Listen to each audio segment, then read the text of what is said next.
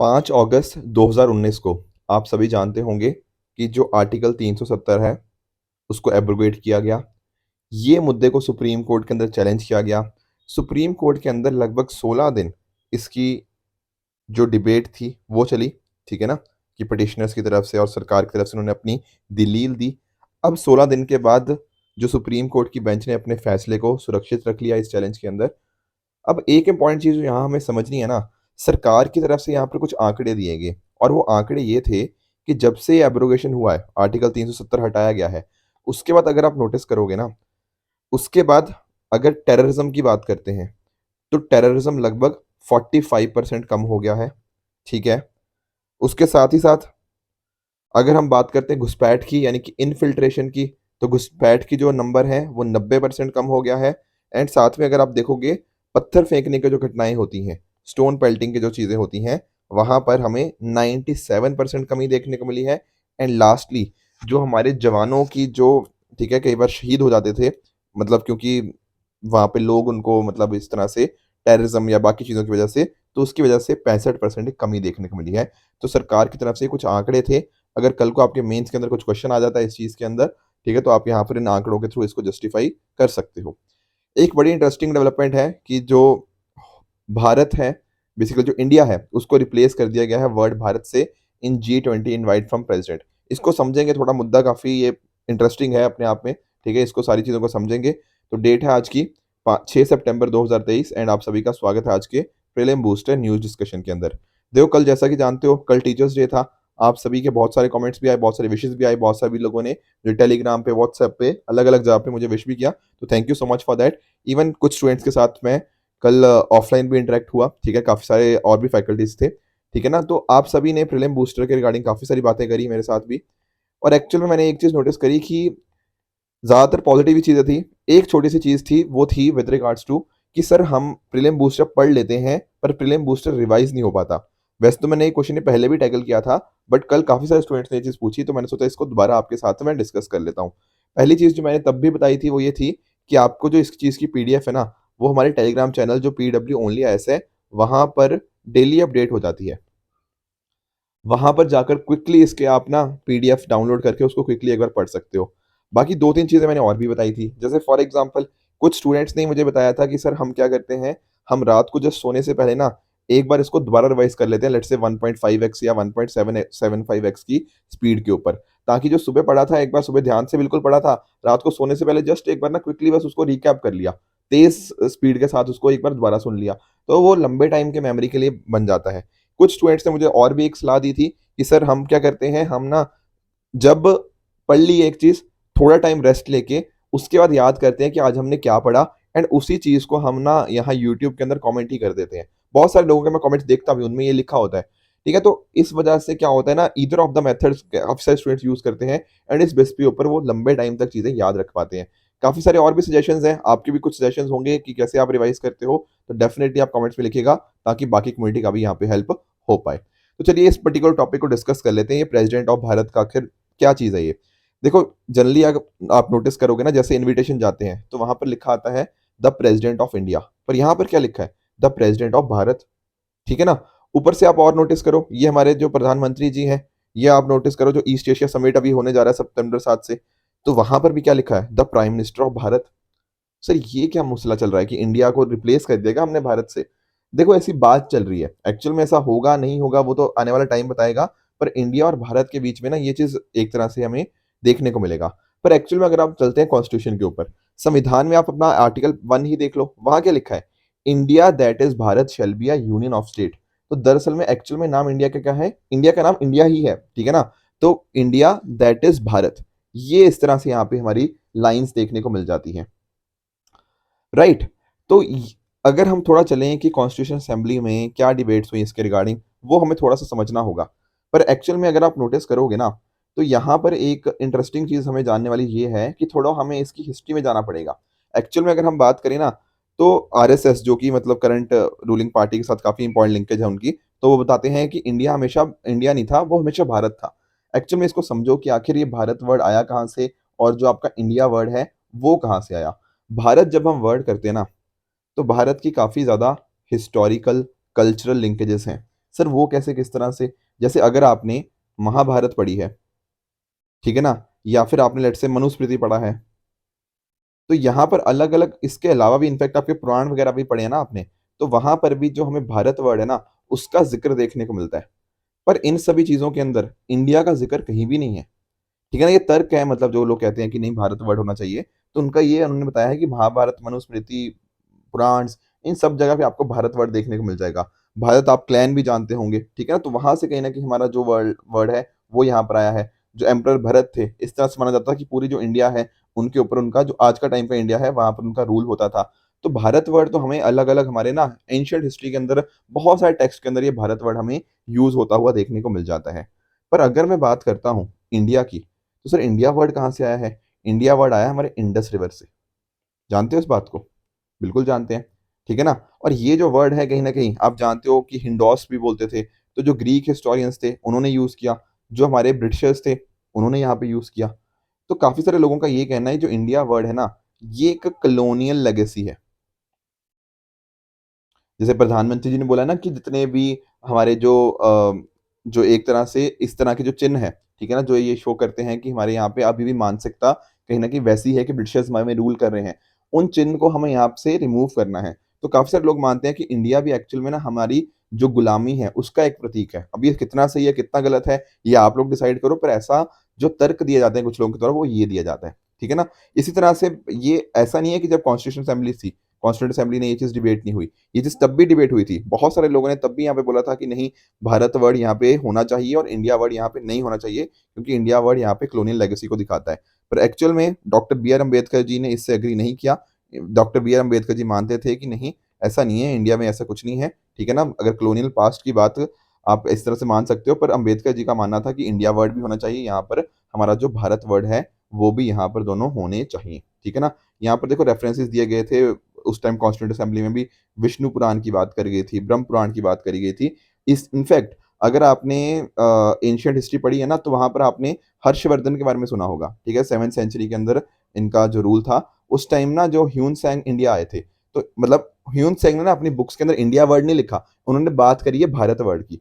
तो इस तरह से ना हिस्ट्री के अंदर हमारा जो वर्ड यूज होता रहा है वो भारत यूज होता रहा है। इस वजह से कुछ लोग तर्क देते हैं कि वर्ड हमारा भारत होना चाहिए ना कि इंडिया होना चाहिए।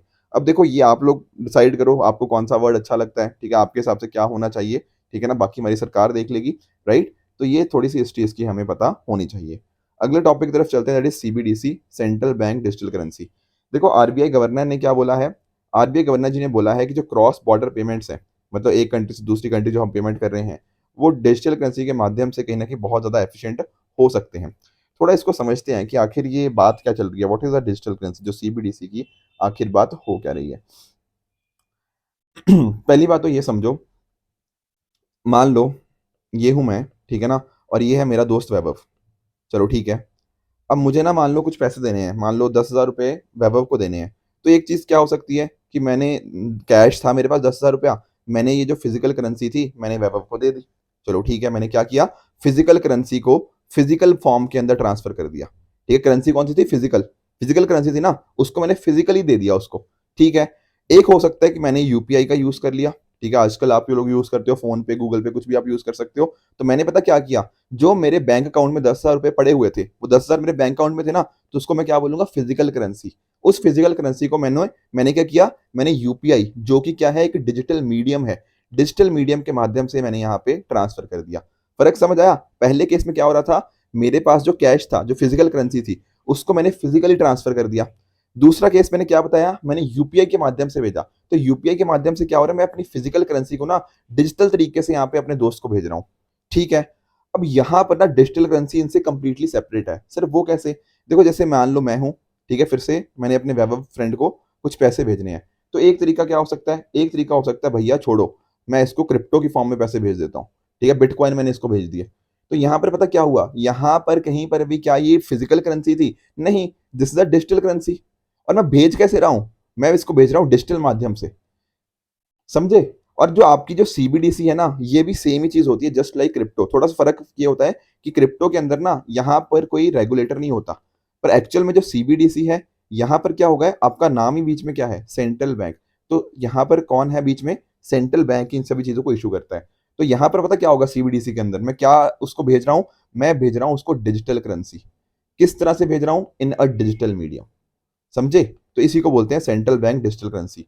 डिजिटल करेंसी है, भेज कैसे रहे हैं, डिजिटल माध्यम से। इशू किसने किया है, नाम में ही सेंट्रल बैंक है, तो हमारे सेंट्रल बैंक यानी कि जो रिजर्व बैंक ऑफ इंडिया है उसने यहाँ पर इसको इशू किया है।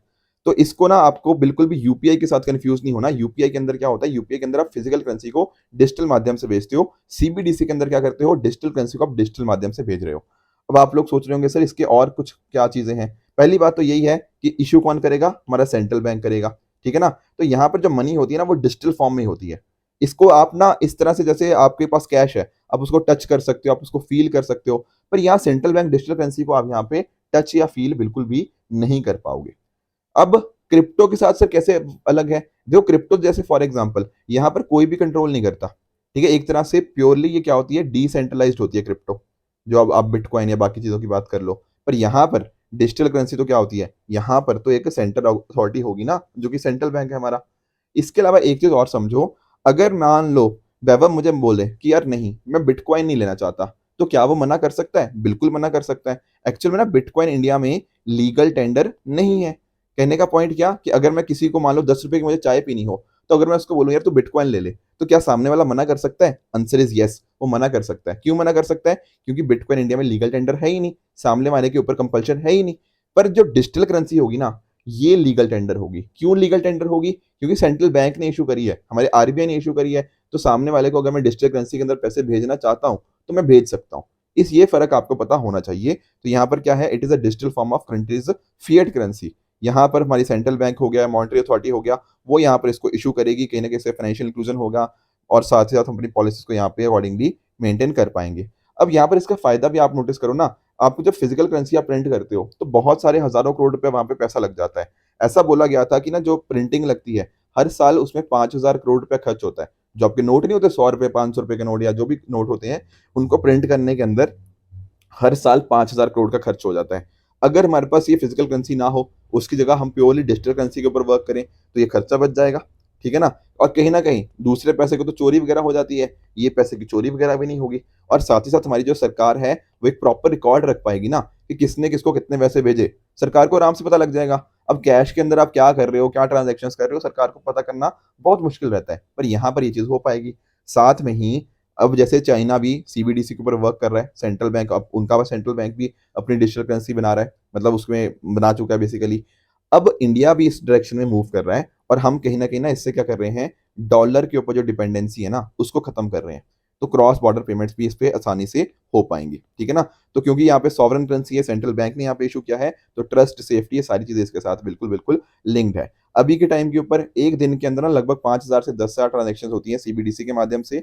हम इसको एट द एंड ऑफ 2023 हम चाहते हैं कि ये 10 लाख पर डे हो जाए। तो आरबीआई काफी तेजी से इस डायरेक्शन में मूव कर रहा है। अगले टॉपिक की तरफ चलते हैं, that is stump tailed macaque. Actual में हुआ क्या है ना, दिल्ली जू के अंदर एक नए एनिमल की स्पीशी आई है जिसका नाम है स्टंप टेल्ड मकाओ। यहाँ पर आप पिक्चर के अंदर आप देख भी सकते हो। इसके आपको स्टेटस वगैरह थोड़े याद रखने होंगे। पहली बात तो आप ये नोटिस करो कि ये ना एक्चुअल में आपको कहाँ कहाँ देखने को मिलती है। ये आपको नेटिव है Cambodia, China, India, Laos, Malaysia, Myanmar, Thailand और वियतनाम। बेसिकली थोड़े पार्ट साउथ एशिया के हो गए, और मेजरली आपको साउथ ईस्ट एशिया के अंदर मेजरली आपको देखने को मिलता है। कुछ और भी है but majorly south east Asia की ये मेजर एंटिटी हमें देखने को मिल जाती है। इंडिया में कहाँ मिलती है सर, इंडिया में आपको सिर्फ आपको जो ब्रह्मपुत्रा का रिवर है उसके साउथ के अंदर, जैसे मेघालय, अरुणाचल, उन एरियाज के अंदर देखने को मिल जाएंगी। इनके अलावा और कहीं भी आपको नहीं देखने को मिलती। तो मेजरली आप नॉर्थ ईस्ट मानकर चल सकते हो। अब क्या हुआ है, दिल्ली जू के अंदर हम इसको लेके आए हैं, ठीक है। इसका आईयूसीएन स्टेटस है वल्नरेबल, साथ ही साथ साइट्स के अंदर अपेंडिक्स 2 के अंदर आ जाता है, एंड वाइल्ड लाइफ प्रोटेक्शन के अंदर शेड्यूल 2 के अंदर इसको देखने को मिल जाता है। इसको हम बियर मकाउस के नाम से भी जानते हैं, क्योंकि यहाँ पर इनकी अपीयरेंस उनके जैसी होती है, ठीक है। शॉर्ट टेल होती है थोड़ी सी, एंड साथ ही साथ इनकी जैसे जैसे उम्र होती रहती है इनके फेस रेड होते रहते हैं, एंड यहाँ पर इनका चाहे मेल हो चाहे फीमेल हो, उन दोनों का हेयर लॉस होता रहता है। तो जैसे जैसे ह्यूमन के अंदर बॉल्डनेस होती है ना मेल पैटर्न के अंदर, सिमिलर यहाँ पर भी हमें देखने को मिल जाती है इनके हेयर लॉस के माध्यम से। दोस्तों नेक्स्ट हमारा टॉपिक है मांगरी औरांग के बारे में। देखो एक्चुअल में ना हमारे कुछ ऐसे फ्रीडम फाइटर्स होते हैं जिनके बारे में शायद हम जान नहीं पाते, पर एक्चुअल में उनका रोल बहुत ज़्यादा इंपॉर्टेंट रहा है। उनमें से एक है मांगरी औरांग। अभी रिसेंटली क्या हुआ है ना, हमारा जो Indira Gandhi national centre for arts है, ठीक है ना, उन्होंने इनके रिगार्डिंग एक प्ले यहाँ पे किया, मालती मेम। इनको एक्चुअली मालती मेम के नाम से भी जाना जाता था। एक्चुअल में ये ना इंडिया की बोला जाता है कि पहली फीमेल मार्टियर है इंडिया की, ठीक है, इंडिया की जो फ्रीडम मूवमेंट की ना जो शहीद थी, तो महिला शहीद सबसे पहले किसको माना जाता है, वो माना जाता है आपकी मांगरी ओरांग जी को। असम के से ये बिलोंग करती थी, ठीक है ना, वहां की भी पहली फ्रीडम फाइटर ही माना जाता है। तो बहुत इंपॉर्टेंट इनका रोल था। किस तरह से, ये ना एक टी प्लांटेशन वर्कर थी, राइट। और उस टाइम के ऊपर स्पेशली मैं 1920-21 की बात कर रहा हूँ, आप जानते होंगे नॉन कॉपरेशन मूवमेंट उस टाइम के ऊपर इंडिया में चल रही थी 1920 ऑनवर्ड्स, राइट। तो उस ऑर्गेनाइज्ड मास मूवमेंट का इम्पैक्ट ना अलग अलग एरियाज के ऊपर अलग अलग तरह से पड़ा, हमारे नॉर्थ ईस्ट के अंदर भी इम्पैक्ट पड़ा। तो बहुत सारे अलग अलग वॉलंटियर्स थे, स्पेशली इंडियन नेशनल कांग्रेस जो थी ना, उसके अलग अलग वॉलंटियर्स यहाँ पे प्रोटेस्ट वगैरह कर रहे थे अलग अलग जगह पे। फॉरेन लिकर हो गया, फॉरेन ओपियम हो गया, इसके अगेंस्ट ये फाइट लड़ रहे थे। तो वहां पर मांगरी ओरान जी को यहाँ पे ब्रिटिश सिक्योरिटी पर्सन के द्वारा मारा गया, ठीक है ना, उनको यहाँ पे गन डाउन कर दिया गया। तो एक्चुअल में आपको ये चीज़ पता होनी चाहिए। इंपॉर्टेंट चीज़ ये है कि एक्चुअली ये ओरिजिनली बिलोंग करती थी सेंट्रल इंडिया से, ठीक है ना, बट बाद में इनके जाके आप नोटिस करोगे असम के अंदर इन्होंने जाके बहुत इंपॉर्टेंट रोल प्ले किया है। तो पहली फीमेल मार्टिर कोई आपसे पूछे तो आप उनमें मालती मेम या फिर आप मांगरी ओरांग इनका नाम आप यहाँ पर ले सकते हो, ठीक है। तो ये छोटा सा इन्फॉर्मेशन इनके बारे में पता होना चाहिए, बहुत डिटेल में नहीं जाएंगे, बट एक आइडिया जरूर इनके बारे में होना चाहिए। अगला टॉपिक डिस्कस कर लेते हैं, दैट इज एक्सरसाइज त्रिशूल की बात कर लें। त्रिशूल की जब हम बात करते हैं ना, एक्चुअल में किसी और कंट्री के साथ नहीं हो रही, ये हमारी खुद की ही है, ठीक है ना। हमारी जो इंडियन एयरफोर्स है ना, उसकी जो वेस्टर्न एयर कमांड है, उसने यहाँ पे एनुअल ट्रेनिंग एक्सरसाइज को यहाँ पे स्टार्ट किया है। लोकेशन आप अगर आप नोटिस करोगे, हमारे जो इंडिया के नॉर्दर्न बॉर्डर्स हैं, जहाँ पर आपका पाकिस्तान के साथ बॉर्डर टच होता है, आपका चाइना के साथ बॉर्डर टच होता है, तो वहां पर हम चेक करना चाह रहे हैं कि इंडियन एयरफोर्स जो है कितनी अच्छे से तैयार है। कल को कुछ इश्यूज आ जाता है तो हमारी ऑपरेशनल प्रिपेयरनेस है या नहीं है, उन सभी के लिए एक्सरसाइज त्रिशूल यहाँ पे स्टार्ट करी गई है। कल को कोई आपसे पूछे ना कि ये जापान के साथ हो रही है, यूएसए के साथ हो रही है, नहीं, ऐसा कुछ नहीं है। हमारी खुद की इंडियन एयरफोर्स यहाँ पे अकॉर्डिंगली इसको यहाँ पे करती है, ठीक है। तो ये हो गया एक्सरसाइज त्रिशूल के बारे में। तो कुछ आपको क्वेश्चन दे रहा हूँ, ठीक है, आप इनका मुझे कमेंट्स में आंसर बताओगे उनमें से कौन सा ठीक है कौन सा गलत है, ठीक है। उसी तरह से कल मैंने आपको आई थिंक कल या लास्ट क्लास में उससे पहले कंपटीशन कमीशन ऑफ इंडिया के बारे में डिस्कशन किया था, तो उसके रिगार्डिंग आपका होमवर्क रहेगा। आप मुझे इसका आंसर भी नीचे कमेंट्स में बताओगे। साथ में ही सीबीडीसी के रिगार्डिंग भी क्वेश्चन मैं आज दे रहा हूँ, इसका भी मुझे आप नीचे कमेंट्स में आंसर बताओगे, इनमें से कौन सा ठीक है एंड कौन सा गलत है। कल वाले आंसर्स देख लेते हैं जो कल होमवर्क दिया था। एक था अर्बन इंफ्रास्ट्रक्चर डेवलपमेंट फंड यूआईडीएफ के बारे में, तो क्या ये नाबार्ड मैनेज करता है? बिल्कुल गलत है। हमने आरआईडीएफ के बारे में देखा था, रूरल इंफ्रास्ट्रक्चर डेवलपमेंट फंड, वो नाबार्ड मैनेज करता था। तो सर यूआईडीएफ कौन करता था? It was NHB, national housing bank. तो इसलिए ये स्टेटमेंट आपका फॉल्स हो जाएगा। आर्टिकल 371 डी क्या मणिपुर के लिए था? नहीं, ये 371 डी आपका आंध्र प्रदेश के रिगार्डिंग था। ये सेकंड स्टेटमेंट भी आपका रॉन्ग है। दीक्षा प्लेटफॉर्म की बात करें, ठीक है ना, हमने ये एजुकेशन के रिगार्डिंग देखा था, तो एक्चुअल में हमारी जो मिनिस्ट्री है वो मिनिस्ट्री ऑफ एजुकेशन ही है। यहाँ पर तीसरा स्टेटमेंट भी आपका बिल्कुल गलत है। दो क्वेश्चन हमने डिस्कस किए थे, मतलब दिए थे होमवर्क सीपीआई के रिगार्डिंग। कंज्यूमर प्राइस इंडेक्स, देखो इसमें काफी सारे स्टूडेंट्स ने कुछ कुछ गड़बड़ करी है, मैं थोड़ा समझाता हूँ। पहली बात तो ये समझो, जो एक होता है कंज्यूमर प्राइस इंडेक्स, एक होता है होलसेल प्राइस इंडेक्स, ठीक है ना, इनके बीच में फर्क पता होना चाहिए। जैसे सीपीआई के अंदर ना हम गुड्स को भी कंसिडर करते हैं, सर्विसेज को भी देखते हैं, उनके प्राइजेस कैसे बदले हैं वो देखते हैं। वेरएस डब्ल्यूपीआई के अंदर हम सिर्फ और सिर्फ गुड्स को देखते हैं। पहली बात तो ये पता होना चाहिए। ऊपर से नाम में ही क्या है, नाम में ही यहाँ पे कंज्यूमर, यहाँ पर है होलसेल। तो हमें पता भी लग गया कि हमें प्राइस के बीच में चेंजेस देखने हैं, किस लेवल पे देखने हैं, यहाँ पर कंज्यूमर लेवल के ऊपर, यहाँ पर होलसेल लेवल के ऊपर। साथ में ही जो सीपीआई है वो कौन रिलीज करता है? वो रिलीज करता है आपका सीएसओ, ठीक है ना, सेंट्रल स्टैटिस्टिकल ऑफिस या एनएसओ भी बोल सकते हो, जो कि किस मिनिस्ट्री के अंदर काम करता है? हमारा MOSPI, ministry of statistic and programme implementation के अंदर। डब्ल्यूपीआई किसके मतलब कौन उसको प्रिपेयर करता है? वो है हमारा ऑफिस ऑफ इकोनॉमिक एडवाइजर, जो आता है DPIIT, department for promotion of industry and internal trade, जो किस मिनिस्ट्री के अंदर आता है? Ministry of commerce and industry. तो ये फर्क आपको पता होना चाहिए, इतना फर्क पता है तो क्वेश्चन हो जाना चाहिए। यहाँ पे पहला स्टेटमेंट कह रहा है सीपीआई कौन प्रिपेयर करता है? ऑफिस ऑफ इकोनॉमिक एडवाइजर, गलत बात बोल रहा है, ये डब्ल्यूपीआई प्रिपेयर करता है। सीपीआई तो कौन था? हमारा एनएसओ करता था, ठीक है ना, मोस्पी वाला। तो पहला गलत हो गया। दूसरा कह रहा है यहाँ पर ना क्या होती है, वेटेज जो हाईएस्ट दी जाती है ना सीपीआई के अंदर, वो आपकी मैन्युफैक्चरिंग को दी जाती है। ये बात भी यहाँ पे गलत है। एक्चुअल में ये डब्ल्यूपीआई होलसेल के अंदर आप गुड्स वगैरह करते हो तो उनकी मैन्युफैक्चरिंग को ज्यादा वहां पे वेटेज है। सीपीआई के अंदर किसकी वेटेज है सिर्फ हाईएस्ट? सीपीआई के अंदर आपके जो फूड आइटम्स होते हैं ना, या फिर जो अदर प्राइमरी प्रोडक्ट्स हैं, उनकी वेटेज है। तो दूसरा भी गलत हो गया। तीसरा कह रहा है सीपीआई के अंदर आपकी हाउसिंग, एजुकेशन, ये इंक्लूड होता है, बिल्कुल करेक्ट है। चौथा कह रहा है सीपीआई के अंदर जो गुड्स आपकी बिजनेसेस वगैरह परचेज करते हैं उनकी बात हो रही है, नहीं। यहाँ पर हम बात कर रहे हैं सीपीआई और डब्ल्यूपीआई के बीच में फर्क पता होना चाहिए। WPI के अंदर हम बात करते हैं बिजनेसेस क्या चीज़ परचेज कर रहे हैं, वो सारी चीज़ें। CPI के अंदर थोड़ी। तो यहाँ पर ये हो गया चौथा गलत। तो एक्चुअल में करेक्ट कितना है? करेक्ट है ऑप्शन नंबर ए। ये ABCD थे, ठीक है ना? इसका करेक्ट आंसर है ओनली वन। एक्चुअली रुको रुको एक मिनट, यहाँ पे क्या पूछा है? नॉट करेक्ट पूछा हुआ है, ठीक है? नॉट करेक्ट पूछा हुआ है, तो यहाँ पर टोटल 3 स्टेटमेंट्स नॉट करेक्ट हैं। तो option number C is the correct answer, ठीक है? ये मैंने भी आज जल्दी जल्दी में नहीं देख पाया, पर अभी आपके सामने ही देख लिया, ठीक है? नॉट करेक्ट का मतलब होता है कि कितनी स्टेटमेंट नॉट करेक्ट है, तो 3 स्टेटमेंट यहाँ पे नॉट करेक्ट होंगी। तो option C only 3 is the right answer. उसी तरह से ब्लैक सी की बात करें कि ब्लैक सी की बॉर्डरिंग कंट्री कौन सी है? देखो मैं तो कई बार आपको समझा चुका हूँ, ठीक है ना? आपको अब तो बिल्कुल पक्का ही याद भी हो चुका होगा, तो यहाँ पर कोई दिक्कत वाली बात होनी नहीं चाहिए। Bulgaria, Romania, Ukraine, Russia, Georgia और टर्की, ठीक है ना? यही 6 कंट्रीज हैं। आपको निमोनिक्स भी बताए हुए हैं, ऑफलाइन क्लासेस में भी बताए हुए हैं वैसे भी। तो इसका आंसर क्या बनेगा? क्या यूक्रेन है? बिल्कुल। जॉर्जिया भी है, ठीक है ना? टर्की भी है, बुल्गारिया भी है, रोमानिया भी है। तो पांचों की पांचों कंट्रीज यहाँ पे हैं, ठीक है ना? तो इसका करेक्ट आंसर क्या बनेगा? करेक्ट आंसर इसका यहाँ पे बन जाएगा option number D is the correct answer, ठीक है ना? तो ये बात होगी इसकी, ठीक है ना? तो अगर आपको आज के लेक्चर की PDF चाहिए तो आप मेरे टेलीग्राम चैनल PWOnlyS ऑफिशियल पे जाके इस लेक्चर की PDF को एक्सेस कर सकते हो एंड अपनी प्रेपरेशन को और भी बेहतर बना सकते हो। आई होप आज का सेशन आप सभी को अच्छे से समझ आया होगा। इसी तरह से आप भी अपने एंड पे हार्डवर्क करते रहिए। Goodbye and good luck.